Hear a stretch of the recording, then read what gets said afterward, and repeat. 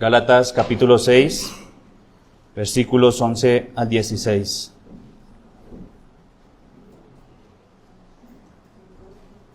Dice la palabra de Dios: Mirad con cuán grandes letras os escribo de mi propia mano. Todos los que quieren agradar en la carne, estos os obligan a que os circuncidéis solamente para no padecer persecución a causa de la cruz de Cristo. Porque ni aun los mismos que se circuncidan guardan la ley, pero quieren que vosotros os circuncidéis para gloriarse en vuestra carne. Pero lejos esté de mí gloriarme, sino en la cruz de nuestro Señor Jesucristo, por quien el mundo me es crucificado a mí y yo al mundo. Porque en Cristo Jesús ni la circuncisión vale nada, ni la incircuncisión, sino una nueva creación. Y a todos los que anden conforme a esta regla, paz y misericordia sea a ellos y a Israel de Dios. El símbolo de la cruz es algo que en nuestros tiempos es muy común, muy popular. Pero debes saber que en los primeros siglos del cristianismo, este símbolo no era tomado como un símbolo religioso, sino que era visto como aquella representación de ese acto doloroso en donde una persona era muerta por su delito. El uso de la cruz como símbolo religioso en tiempos anteriores al cristianismo, en la Edad Antigua, se encontraba en pueblos conocidos como los anteriores adoradores de la naturaleza, y allí utilizaban algunas representaciones similares a la cruz. Estaba una cruz esvástica, es muy similar a la que tienen los escudos nazi, y representaba esto, adorar a la naturaleza.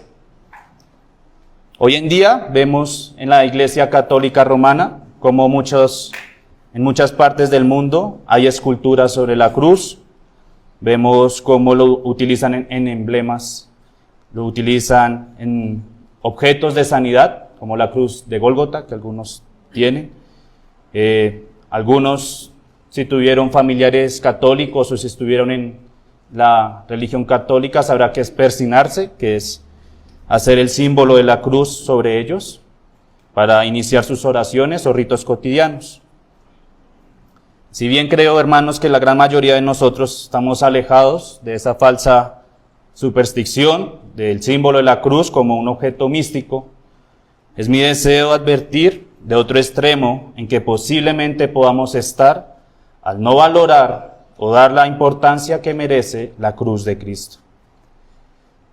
¿Qué piensas tú de la cruz de Cristo? ¿Por qué es importante la cruz de Cristo? ¿Qué hace que el apóstol Pablo diga que hay gloria en su cruz? ¿Cómo debemos entender la gloria de la cruz de Cristo? Estas son preguntas que espero en esta enseñanza podamos responder al recordar otra de las sendas antiguas que nunca debemos olvidar, que seguramente es la base de nuestra fe, que es la cruz de Cristo. Para recordar lo que es y la gloria que ésta tiene, vamos a responder 3 preguntas. La primera: ¿qué debemos entender por la cruz de Cristo?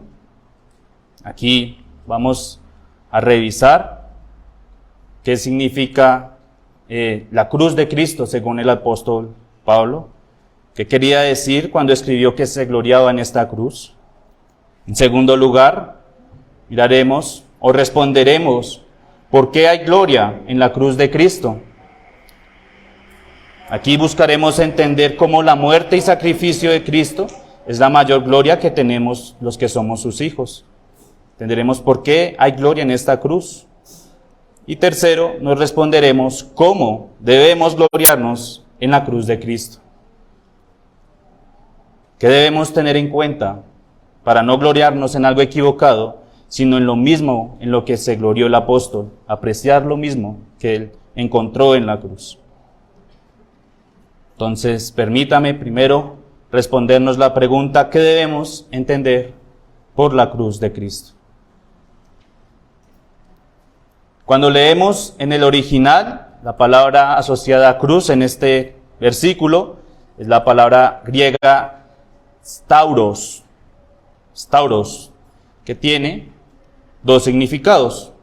Tiene el significado de que es una estaca clavada verticalmente, y otro significado de poste o cruz que se utiliza como un instrumento de pena capital. De este último, del instrumento de pena capital, más adelante se desprenderá el verbo latino cruciare, que quiere referirse a tortura o crucifixión. Entonces, en ambos significados podemos ver que reposa sobre un objeto. Dice que es un madero, por lo que nos preguntamos, ¿es acaso cierto lo que piensan muchos católicos romanos de que el objeto como tal, el madero, es en lo que el apóstol se gloriaba? Sin embargo, debemos nosotros, como buenos lectores de la Biblia, aplicar principios hermenéuticos y encontrar cuáles son las diferentes interpretaciones que tiene la Biblia según su contexto acerca de la cruz. Entonces vamos a revisar algunas interpretaciones que tiene la cruz según el contexto en donde se encuentra. Por ejemplo, en Mateo 10:38, usted puede encontrar allí que la cruz de Cristo significa aflicción y prueba. El Señor Jesús le enseña a sus discípulos las implicaciones que traería el seguirle y obedecerle, el ser llamado cristiano, dice allí, Mateo 10:38, y el que no toma su cruz y sigue en pos de mí, no es digno de mí. O sea, aquí claramente usted puede encontrar un significado metafórico de lo que es la cruz de Cristo. Nuestro Señor no esperaba que sus hijos hicieran una cruz de madera y la llevaran arrastrando por toda su vida, sino que estaba ilustrando claramente lo que es el sufrimiento y las pruebas que tendría el cristiano al seguirle. Pero esta no es la cruz de la que habla el apóstol Pablo. Ahí también usted puede ver en Lucas 9:23, otro de esos ejemplos en donde la cruz es vista como un significado de aflicción y prueba. Dice allí, y decía a todos, si alguno quiere venir en pos de mí, niéguese a sí mismo, tome su cruz cada día y sígame. Otro significado que toma la cruz es como ese instrumento de pena capital, como tal, instrumento en donde se condenaban a los peores criminales. Vemos Filipenses 2:8, una descripción de lo que fue la humillación por la que pasó nuestro Señor Jesús, y allí se menciona la cruz como ese objeto de pena capital en donde el Señor fue humillado, dice allí. Y estando en la condición de hombre, se humilló a sí mismo, haciéndose obediente hasta la muerte y muerte de cruz. Aquí, al decir muerte y muerte de cruz, nos enseña cómo es esa muerte de cruz, como si fuera un criminal condenado a pena de muerte por sus delitos. Eso hizo parte de su humillación. También en Hebreos 12:2 dice, puesto los ojos en Jesús, el autor y consumador de la fe, el cual por el gozo puesto delante de él, sufrió la cruz, menospreciando el oprobio, y se sentó a la diestra del trono de Dios. Entonces acá también podemos ver cómo se muestra como ese instrumento penal en donde nuestro Señor Jesús dice que sufrió al estar muriendo allí en la cruz. Pero también encontramos otro significado que es muy marcado en la Escritura y que lo veremos más adelante, hizo parte de esas enseñanzas de los apóstoles cuando se refieren a la cruz de Cristo, y es el significado de ese sacrificio completo y perfecto por el pecado que ofreció cuando entregó su cuerpo para que fuera crucificado. Cuando hablamos también de la cruz de Cristo, encontramos un significado de ese sacrificio que hizo por su pueblo para salvarlos. En 1 Corintios 1:18, usted podrá encontrar allí ese sentido, que es el mismo que se emplea cuando el apóstol Pablo escribe en Gálatas, y dice allí, porque la palabra de la cruz es locura a los que se pierden, pero a los que se salvan, esto es a nosotros, es poder de Dios. Y note que dice que la palabra de la cruz es locura. ¿Y cuál es esa palabra de la cruz, hermanos, sino la misma obra de nuestro Señor Jesús? Primera de Pedro 2, 24 y 25 dice: quien llevó él mismo nuestros pecados en su cuerpo sobre el madero, para que nosotros, estando muertos a los pecados, vivamos a la justicia, y por cuya herida fuisteis sanados. Porque vosotros erais como ovejas descarriadas, pero ahora habéis vuelto al pastor y obispo de vuestras almas. Es sobre la muerte de Cristo que estamos muriendo al pecado, que vivimos ahora por la justicia. Ahora no es solo la cruz, con esto quiero recalcar que no es solo la cruz por sí sola la que trae significado, sino que es ese acto en el que se impartió en ella, en donde el Hijo de Dios se entregó por su pueblo, dando su vida en sacrificio para la remisión del pecado. Muchas veces vemos en las redes sociales videos en donde se ve cómo personas son salvadas en un momento a punto de morir. Usted puede, por ejemplo, buses o automóviles que van sin frenos y de repente una persona salva a la otra que estaba corriendo peligro. Nos causa asombro, decimos, se salvó. Y eso nos da una sensación admirable, decimos, sorprendente, ¿no? ¿Cómo se puede salvar una persona?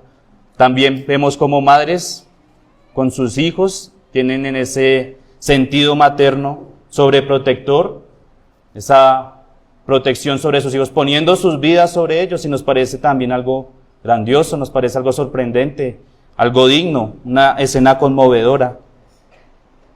Pero me pregunto por qué a veces no somos capaces de vislumbrar de la misma manera ese acto en la cruz de Cristo. ¿Será que nos falta ver lo que implicó este sacrificio de Cristo?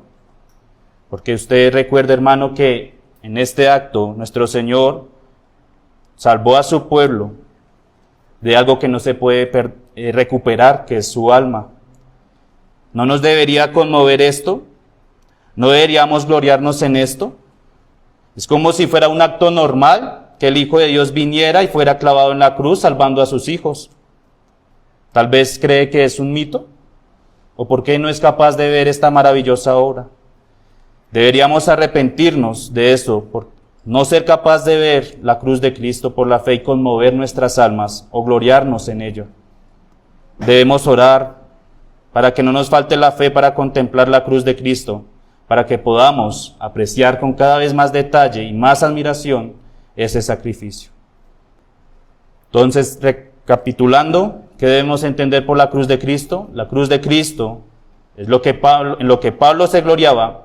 No era el madero o símbolo, ni tampoco esa capacidad del cristiano para soportar la desaprobación que sufriría por confesarse cristiano, sino que la cruz de Cristo a la que se refería Pablo es esa obra perfecta en donde el pueblo de Dios es salvado. Habiendo entendido lo que quiere decir Pablo con la cruz de Cristo, vayamos a la segunda pregunta. ¿Por qué? ¿Por qué hay gloria en la cruz de Cristo? ¿Por qué hay gloria en la cruz de Cristo? Claro, usted puede leer allí inferencialmente que el apóstol dice que hay una gloria en la cruz de Cristo. Y tal vez nos preguntemos, ¿cómo puede ser posible que ese acto en donde por culpa mía el hombre más justo de la tierra fuera crucificado pueda ser glorioso? ¿Por qué hay gloria en la cruz de Cristo? A lo que trataremos de responder con 2 puntos. Lo primero, porque de esto se trata el Evangelio. Porque hay gloria en la cruz de Cristo, porque de esto se trata el Evangelio. En los libros de los evangelios vemos como todos los eventos alrededor de la crucifixión de Cristo son muy detallados. Como dijo algún comentarista, es tan gráfico y detallado que podríamos oír el sonido del martillo clavándole los clavos en los pies y en las manos. Usted puede leer en los evangelios cómo toman gran parte para detallar la muerte de Cristo. y es muy gráfico allí. Casi todos los detalles están en estos evangelios. Pero también podemos ver en la misma palabra de Dios cómo nuestro Señor Jesús predicaba de sí mismo esto, la cruz de Cristo. Dice Mateo 16, 15 al 17. Ya muchas veces hemos referido esta confesión que hace Pedro, donde reconocía que Cristo era el Salvador. Dice allí, Él les dijo: ¿y vosotros, quién decís que soy yo? Respondiendo Simón Pedro dijo: tú eres el Cristo, el Hijo del Dios viviente. Entonces le respondió Jesús: bienaventurado eres, Simón, hijo de Jonás, porque no te lo reveló carne ni sangre, sino mi Padre que está en los cielos. Pero recordemos que más adelante fue reprendido Pedro después de extrañarse cuando el Señor Jesús anunció su muerte.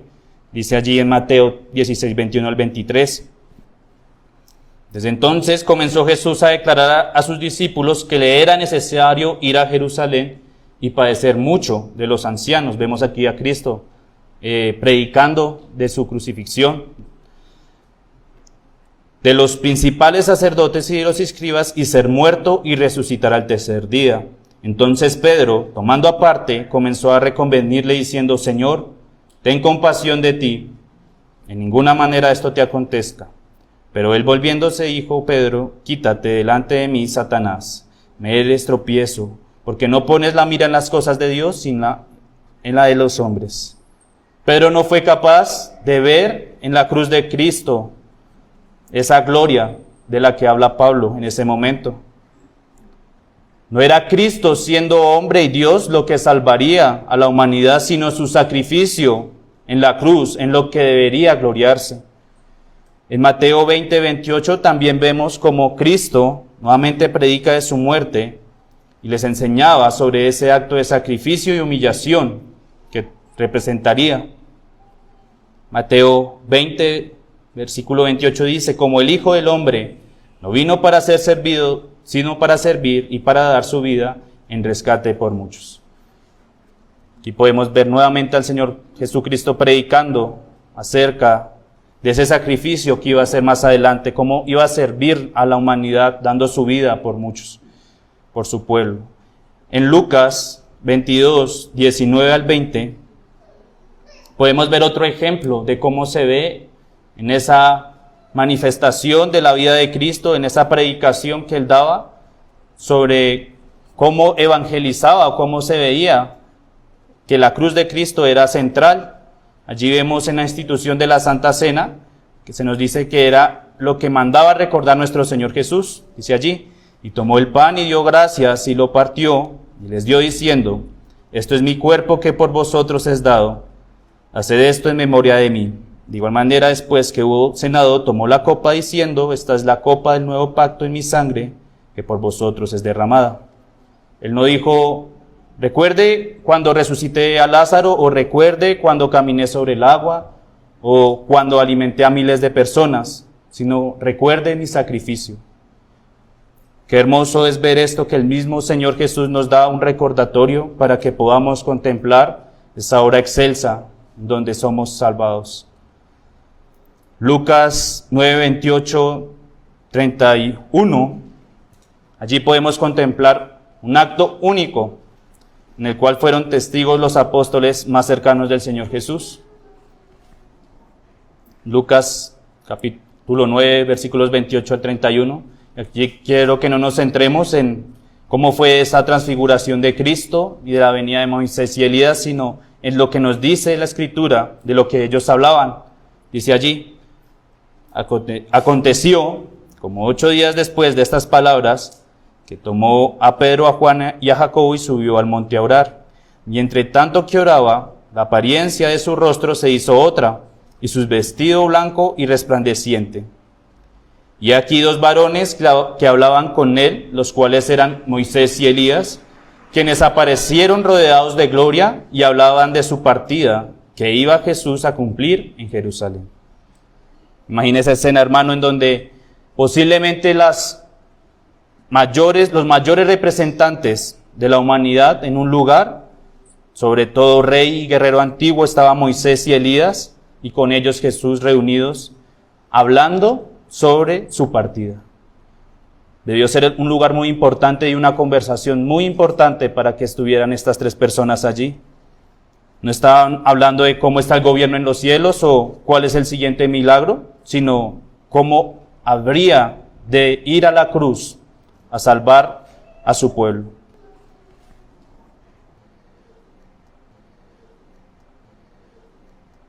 Existen personas que se glorían de su elocuencia y conocimiento teológico, lo cual en sí mismo no está mal tenerlo, pero sí que está mal engloriarse en esto, sabiendo que aun el Hijo de Dios, el dueño de todo el universo, el dueño de la sabiduría y el conocimiento, se reunió con las mentes más prodigiosas del Antiguo Testamento para hablar no de la economía o de la Trinidad, sino de su sacrificio. Qué terrible es ver cómo muchas veces no somos buenos predicadores de la palabra de Dios. Solemos fomentar el morbo en las personas para que nos escuchen. Les decimos, ¿sí vio ese terremoto que pasó? ¿O sí vio el COVID? Plagas y terremotos, decimos. Centrándonos en cosas que, si bien confirman la venida de Cristo, no salva a las personas. Cristo habló de su sacrificio, predicó de él. Asimismo debemos nosotros buscar hacer lo mismo y no avergonzarnos de hacer esto, porque es lo que salva al hombre. Note también cuál era el mensaje que enseñaban los discípulos de Cristo. Vamos a ver ahora algunos versículos sobre esa enseñanza que era común en los discípulos de Cristo. Hechos, capítulo 17, versículos 2 al 3. Aquí vemos cómo el apóstol predicaba a Cristo y les enseñaba la necesidad de que Cristo padeciese, algo que, como lo vimos con Pedro, era muy difícil de recibir para los judíos de aquella época. Dice, y Pablo, como acostumbraba, fue a ellos y por 3 días de reposo discutió con ellos, declarando y exponiendo por medio de las Escrituras que era necesario que el Cristo padeciese y resucitase de los muertos, y que Jesús, a quien yo os anuncio, decía él, es el Cristo. Vemos también cómo Pablo predicaba de Cristo, discutía con ellos, declarando que él ya había muerto y resucitado, que él era el Salvador que habría de redimir a su pueblo. En Romanos capítulo 5, versículos 6 al 9, también se habla de esa justificación y paz que tenemos para con Dios, de que no se encuentra en otra parte nuestra paz y nuestro consuelo, sino en la muerte de Cristo. Dice allí, porque Cristo, cuando aún éramos débiles a su tiempo, murió por los impíos. Ciertamente, apenas moriría alguno por un justo. Con todo, pudiera ser que alguno osara morir por el bueno. Mas Dios muestra su amor para con nosotros, en que siendo aún pecadores, Cristo murió por nosotros. De este versículo notamos primero cómo se habla de que estábamos sin fuerzas. Dice allí, cuando éramos débiles, apelando esto a la incapacidad que tenemos todos nosotros de salvarnos a nosotros mismos. El apóstol reconocía la insuficiencia que tenemos de por sí solos salvarnos. Menciona cómo en nuestro estado de impíos será necesario la muerte de Cristo para salvarnos. Pero también resaltamos cómo se habla de aquellos por quienes murió Cristo. Dice allí, se entregó por los pecadores. Cristo murió por pecadores. ¿Y quiénes son los pecadores? Los enemigos de Cristo. Habíamos visto antes cómo el acto de una madre entregando su vida por su hijo conmueve. Pero imagínense a esta madre entregando su vida por un enemigo. Es algo más solemne aún. Solamente en Cristo y en esa bendita cruz podemos encontrar ese eterno privilegio que se nos da a los que somos hijos suyos, en donde entrega su vida para poder ser aptos, aceptados delante de él.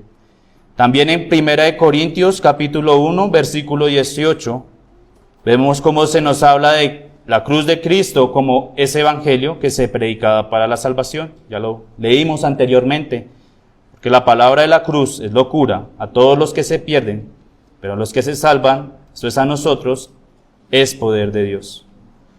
También en el versículo 23 allí mismo dice, pero nosotros predicamos a Cristo crucificado, para los judíos ciertamente tropezadero y para los gentiles locura. En ambos versículos denotamos cómo el mensaje de la cruz para el que no es hijo de Dios le sonará como locura. Le pregunto esta mañana al amigo que nos visita o aquella persona que no sabe acerca de su salvación, quiero preguntarles, ¿la cruz de Cristo algo extraño y difícil de interpretación para usted? ¿Le suena muy descabellado que Dios, hecho hombre, viniera al mundo a morir por su pueblo? Pues déjeme decirle que de esto se trata la salvación de su alma. Si no es concebible para usted que esto pasara, y tal vez le dé más sentido a que exista por un acto de espontáneo, sin ningún propósito en su vida, se verá sorprendido cuando al final de los tiempos se encuentre ante el trono de gracia y recuerde que tuvo la oportunidad de arrepentirse y acogerse a la cruz de Cristo, pero no lo hizo. No hay duda que el mensaje central de la prédica de los apóstoles era la cruz de Cristo. Incluso en nuestro Señor Jesús debemos poder entender cómo ese mensaje es necesario para nuestras vidas y para nuestras almas. Ahora veamos un segundo argumento de por qué es importante la cruz de Cristo y veremos allí que es por ella que somos salvos. Vimos inicialmente que la cruz de Cristo es importante porque de esto se trata el Evangelio. Hay gloria en ella porque de esto se trata el Evangelio. Pero vamos a ver ahora por qué es importante la cruz de Cristo, y es porque ella nos salva.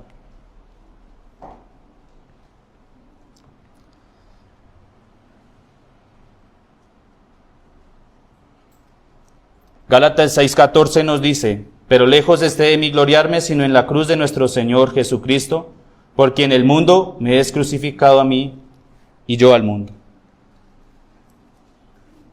Aquí vemos en el texto de la enseñanza como la palabra que conecta la importancia de la gloria de la cruz de Cristo, dice allí que es por quien el mundo me es crucificado.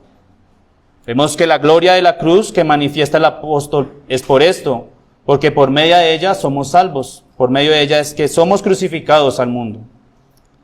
La cruz no debe tomarse como la más grande tragedia de la humanidad, no fue un accidente que debemos olvidar o lamentar, sino que se nos dice que debemos gloriarnos de esa bendita cruz. Tal vez alguno se preguntará si Cristo cumplió toda la ley, ¿por qué era necesario que muriera? Para responder esta pregunta, vamos a ver lo que dice Hebreos 9:15 al 22. Hebreos 9:15 al 22. Trataremos de responder esa pregunta en donde se tiene que si Cristo cumplió toda la ley, ¿por qué es necesario que Él muriera? Allí el apóstol Pablo nos enseña cómo ese pacto nuevo es sombra del anterior, nos representa esa obediencia que Cristo hizo. Dice allí, así que por ese mediador de un nuevo pacto, para que interviniendo muerte para la remisión de las transgresiones que había bajo el primer pacto, los llamados reciban la promesa de la herencia eterna. Porque donde hay testamento es necesario que intervenga muerte del testador, porque el testamento con la muerte se confirma, pues no es válido entre tanto que el testador vive. De donde ni aun el primer pacto fue instituido sin sangre, porque habiendo anunciado Moisés todos los mandamientos de la ley a todo el pueblo, tomó la sangre de los becerros y de los machos cabríos con agua, lana, escarlata e hisopo, y roció el mismo libro y también a todo el pueblo, diciendo, esta es la sangre del pacto que Dios os ha mandado. Y además de esto roció también con la sangre el tabernáculo y todos los vasos del ministerio, y casi todo es purificación según la ley, con sangre, y sin derramamiento de sangre no se hace remisión. Recordemos que en la ley de Dios se tienen demandas y sanciones. Las demandas son los lineamientos o reglas que componen la ley. No matarás, no cometerás adulterio, guardarás el día de reposo. Mientras que las sanciones son las penas en las que incurre la persona que incumple en esta ley. Entonces sabemos por la Biblia que la paga del pecado es la muerte. El incumplimiento de la ley es la muerte. Cristo, en su obediencia perfecta, obedeció ambas partes. Por un lado, cumplió toda la ley. Él obedeció toda la ley, como nos dice en Mateo 5:17. Vemos como él mismo indica que él cumpliría la ley. Dice allí, no penséis que he venido a abrogar la ley o a los profetas, no he venido para abrogar, sino para cumplir. Y esto se le llama también la obediencia activa de Cristo. Pero también Cristo obedeció las demandas de la ley. Esto es, que recibió el castigo por el pecado, lo que se llama obediencia pasiva de Cristo. ¿Qué es lo que acabamos de leer anteriormente? Donde se nos dice que Él fue muerto y que sin sacrificio no se hace remisión de pecado. Es por eso que Cristo murió. Sin la sangre no hay remisión. Desde el Antiguo Testamento podemos evidenciar en cada pacto, como para el pueblo, era necesario que para tener salvación hiciera un sacrificio. Entonces era necesario que Cristo muriera por todo su pueblo, para que en quienes somos sus hijos se nos aplicara esa obediencia perfecta. Él llevó nuestros pecados como si los hubiera cometido y sufrió el castigo por causa de ellos. Vimos aquí únicamente dos razones por las cuales podemos ver la gloria en la cruz de Cristo. Pero permítame ahora continuar con la siguiente pregunta. ¿Cómo debemos gloriarnos en la cruz de Cristo? ¿Cómo debemos gloriarnos en la cruz de Cristo? Lo primero que debemos hacer es morir a nosotros mismos. Gálatas 6:14 nos dice, pero lejos esté de mí gloriarme, sino en la cruz de nuestro Señor Jesucristo. Note aquí como el apóstol menciona cuál es uno de los principales contrincantes que se encuentra en el hombre cuando queremos referirnos en ese deseo de buscar la gloria de Dios. Él dice que lejos esté de mí gloriarme. Él no dice lejos esté de mí gloriarme en mis bienes, o lejos esté de mí gloriarme en mi familia, o en mi iglesia, o mi ocupación, sino lejos esté de mí gloriarme y ya, no dice nada más.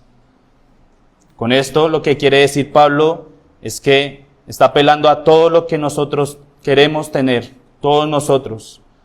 La gloria propia es lo que Pablo indica allí, el orgullo que todos nosotros tenemos de creernos únicos y perfectos, es lo que hace que no veamos la gloria de la cruz de Cristo.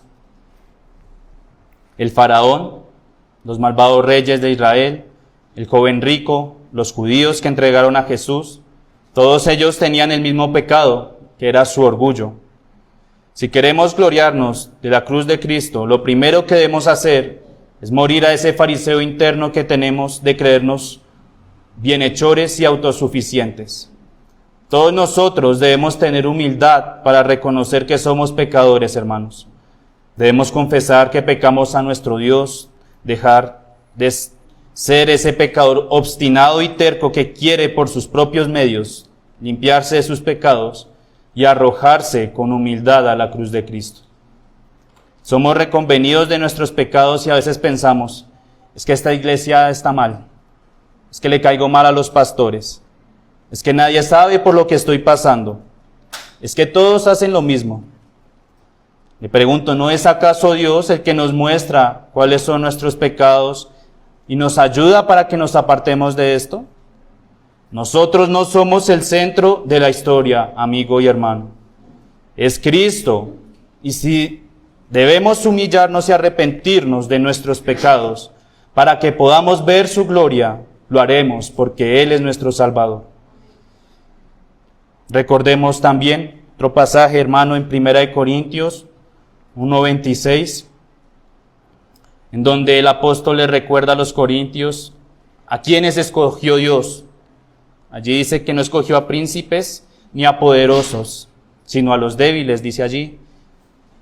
Pues mirad, hermanos, vuestra vocación, que no sois muchos sabios según la carne, ni muchos poderosos, ni muchos nobles, sino que lo necio del mundo escogió Dios para avergonzar a los sabios, y lo débil del mundo escogió Dios para avergonzar a lo fuerte, y lo vil del mundo y lo menospreciado escogió Dios, y lo que no es para deshacer lo que es, a fin de que nadie se jacte en su presencia, mas por él estáis vosotros en Cristo Jesús, el cual nos ha sido hecho por Dios sabiduría, justificación, santificación y redención, para que, como está escrito, el que se gloría, gloríese en el Señor.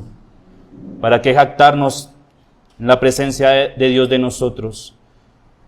El que se gloría, gloríese en el Señor. Pero lo segundo que debemos hacer, una vez hemos muerto a nosotros mismos, es gloriarnos en la grandeza de la obra de la cruz. Gloriarnos en la grandeza de la obra de la cruz. No debe verse la cruz de Cristo como un espectáculo. ¿Ha visto alguna persona cuando está a punto de morir? Cómo sus ojos se van cerrando, cómo sus signos vitales se van desapareciendo o apagando. Es algo que le aseguro que no anhela ver. Es terrible, es lamentable y es muy degradante cómo la televisión ha insensibilizado esos actos de muerte, donde cada vez vemos más escenas llenas de crudeza que son puestas a todo tipo de televidentes sin escrúpulo o pudor. En vez de causar impresión, se vuelve un espectáculo para nosotros. Pero no debe ser así, ¿no, hermanos, con la cruz de Cristo? Pregúntese entonces, ¿cómo la cruz y su muerte puede ser contemplada sin ser vituperado su nombre al ser considerado como un espectáculo? Para esto responderemos con gloríese en la obra de la cruz. Contemple los misterios alrededor de ella y encuentre gloria en esto. Por ejemplo, usted puede mirar algunas paradojas que se encuentran en la misma cruz. Puede encontrar cómo el inmortal se hizo hombre y sucumbió ante la muerte. Qué paradoja tan grande, hermano. Hondo misterio es este, digno de admiración y gloria. Como el eterno, el inmortal, entregaba su vida en el Calvario para salvar al pecador. Cuánta gloria en esto. En Juan 1:1 vemos que dice que el Verbo se hizo carne. El Eterno y el Todopoderoso se encarnó y después murió. En Hechos 3:13 al 15 vemos cómo Pedro exhorta a los judíos que entregaron al Señor Jesús, reconviniéndoles por quitarle la vida al autor de la vida, dice allí. El Dios de Abraham, de Isaac y de Jacob, el Dios de nuestros padres, ha glorificado a su Hijo Jesús, a quien vosotros entregasteis y negasteis delante de Pilato, cuando éste había resuelto ponerle en libertad, mas vosotros negasteis al santo y al justo, y pedisteis que se os diese un homicida, y matasteis al autor de la vida, a quien Dios ha resucitado de los muertos, del cual somos testigos. Mataron al autor de la vida, dice Pedro. Es algo que no podemos entender, hermano, pero que debe ser de mucha admiración. Como en ese lugar, lo que parecía imposible sucedió para salvar a su pueblo. Puede también contemplar cómo la justicia y la misericordia de Dios se ven en un mismo acto. Lo leímos en Romanos 5:8, como el Señor Jesús murió por sus enemigos y obedeció la ley de Dios para que se aplicara la justicia sobre nosotros, dice allí. Mas Dios muestra su amor para con nosotros en que, siendo aún pecadores, Cristo murió por nosotros. Solo en esa bendita cruz veremos esto, la justicia de Dios impartiéndose, mostrando ese atributo de la santidad y pureza de Dios, y al mismo tiempo podemos ver la misericordia y amor suyo. Pero además de esto, por ese acto, también tenemos nuevas promesas cuando somos sus hijos, dice allí Romanos 8:32, el que no escatimó ni a su propio Hijo, sino que lo entregó por todos nosotros, ¿cómo no nos dará también con Él todas las cosas? Bendita cruz de Cristo, quien nos da el privilegio de no solo darnos a su Hijo, sino también las bondades y misericordias que vienen junto a Él. Es el lugar en donde el amor y la tristeza en un solo acto son manifestados. El justo muriendo por sus enemigos, Cristo salvando y recibiendo el castigo del pecador. Algo único, hermanos, ni los más bellos atardeceres, ni las luces boreales, ni la mejor vista que usted tenga de toda la galaxia podrá compararse con el más grande y sublime evento de toda la humanidad, Cristo muriendo y salvando al pecador. Muchas glorias y paradojas encontramos en la cruz de Cristo, las cuales deben ser nuestra gloria, pues son dignas de admiración. Vamos a ir ahora a las aplicaciones de esta enseñanza. Quiero referirme primeramente a aquellos amigos que no se han arrepentido de sus pecados y están lejos de la cruz de Cristo. Tal vez alguna alma arrepentida anhele en esta mañana de salvación tener esa cruz y se pregunta, ¿cómo me puede salvar la cruz? ¿Qué debo entender para que esa cruz tome significado en mi vida y me salve de mis pecados? Le respondo con lo que el apóstol nos dice, lejos esté de mí gloriarme, sino en la cruz de nuestro Señor Jesucristo. ¿Quién está siendo crucificado en la cruz? ¿Es un hombre que fue ejemplar nada más en su vida moral y sus enseñanzas?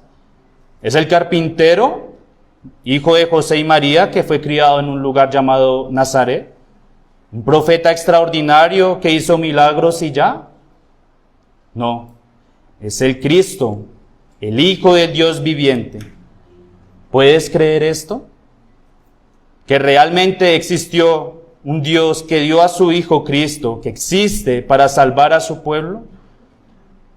Sin Cristo, la cruz no tiene significado, amigo. Es Él y solo Él quien puede salvarte. No creas de Él livianamente, no lo tomes como otro sujeto, más que vivió en una época de formación religiosa. Ve con los ojos de la fe a ese Salvador que nos reconcilia con nuestro Padre. Cree en Él como es, nuestro Salvador. Pero también quiero invitar a mi hermano para que en un momento contemple la hermosura de la cruz de Cristo. Lleve su mente a ese lugar afuera de Jerusalén, en ese monte, en donde el hombre más perfecto que pudo existir estaba siendo martirizado y humillado para salvar las almas de su pueblo. Vea cada gota de sangre que es derramada y que da vida al alma penitente. Reconózcale como Salvador.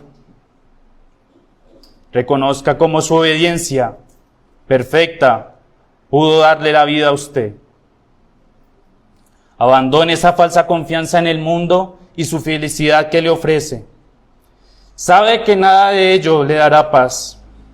Encuentre en la cruz de Cristo el reposo para su alma, sabiendo que Él perdona al que cree en Él y puede salvar.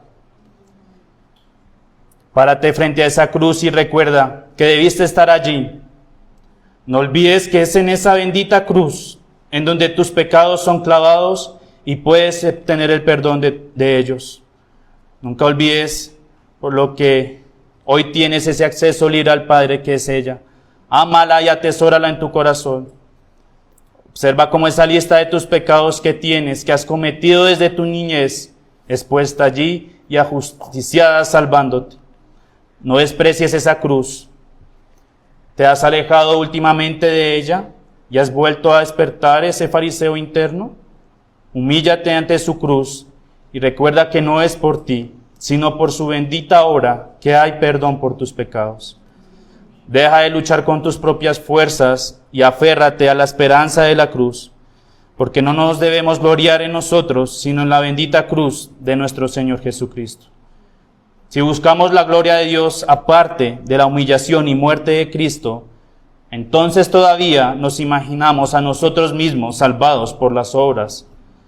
Cristo no tomó la corona aparte de la cruz, ni podemos hacerlo nosotros. Debemos escuchar las palabras de Cristo acerca de la cruz y seguir sus pisadas de muerte. Oremos.